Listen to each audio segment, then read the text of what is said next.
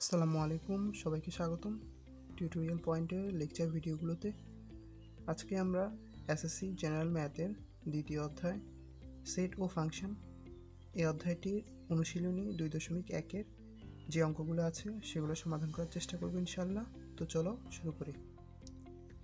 আমাদের এই চ্যানেলে বা পেজে নবম দশম শ্রেণীর গণিতের প্রত্যেকটি অধ্যায়ের অনুশীলনীর যে অঙ্কগুলো আছে ধারাবাহিকভাবে প্রত্যেকটি সমাধান করার চেষ্টা করব ইনশাআল্লাহ।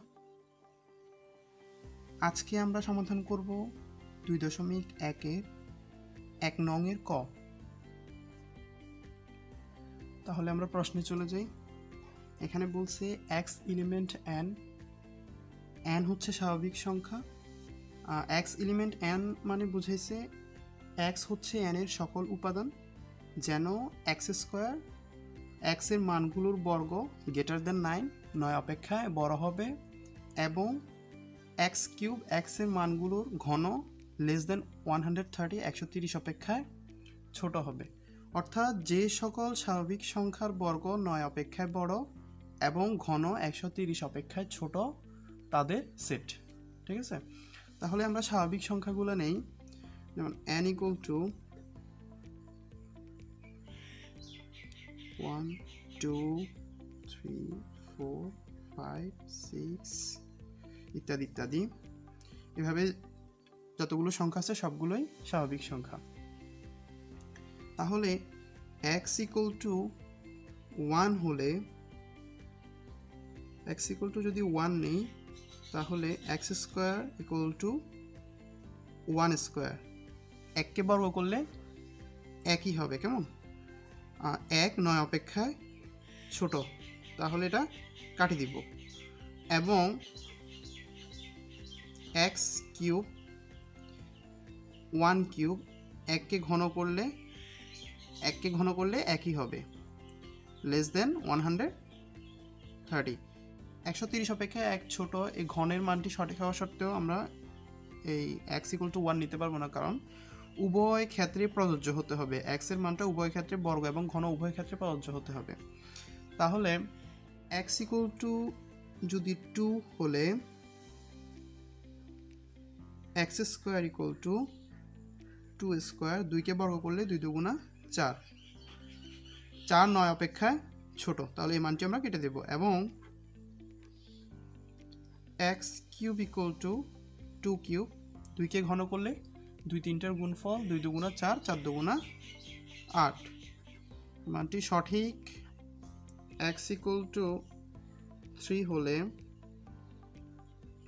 x² = 3 স্কয়ার, 3 কে বর্গ করলে 3 3 9, এই মানটাও সঠিক নয়, এটাও কেটে দেব। এবং x³ = 3³ 3 কে ঘন করলে 3 3 9 3 9 27,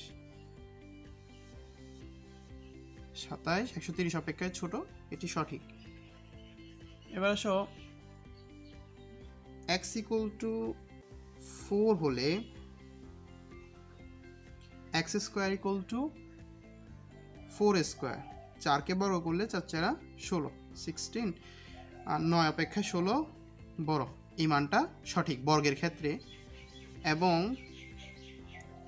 x³ =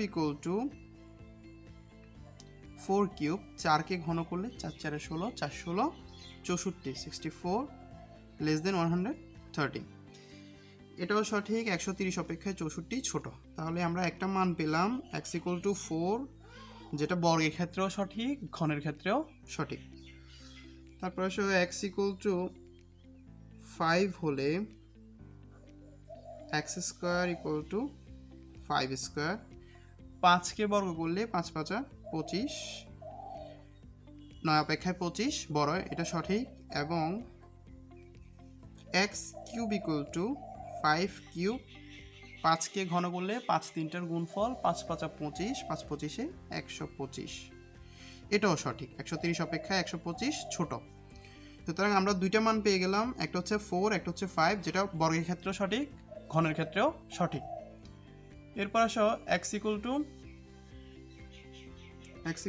6 হলে x ইকুয়াল টু 6 হলে x square equal to 6 square, 6 কে বর্গ করলে 6 6 36, এটি 6, এটা সঠিক, 9 অপেক্ষা 36 বড়, এবং x cube equal to 6 cube, 6 কে ঘন করলে 6 তিনটার গুণফল, 6 6 36, 6 36 এ মেবি 216 হবে, 216 লেস দেন 130। এই মানটা ভুল, কারণ 216 অপেক্ষা 130 কখনোই বড় হতে পারে না, তাহলে এটা আমরা কাটি দিব এই পর্যন্ত, কারণ এরপর যতগুলো মান আসবে সবগুলাই ভুল, কাটা যাবে। সুতরাং আমরা উভয় ক্ষেত্রে প্রযোজ্য পেলাম, বর্গের ক্ষেত্রে এবং ঘন উভয় ক্ষেত্রে যে মানটা প্রযোজ্য সেটা হচ্ছে x ইকুয়াল টু 4 আর একটা হচ্ছে x ইকুয়াল টু 5। আমাদের শর্ত হচ্ছে যে যেই উপাদানটা, যেই মানটা উভয় ক্ষেত্রে বর্গ এবং ঘন উভয় ক্ষেত্রে প্রযোজ্য হবে সেই মানটাই আমাদের সেট তালিকাতে আসবে। তাহলে সুতরাং নির্ণয় সেট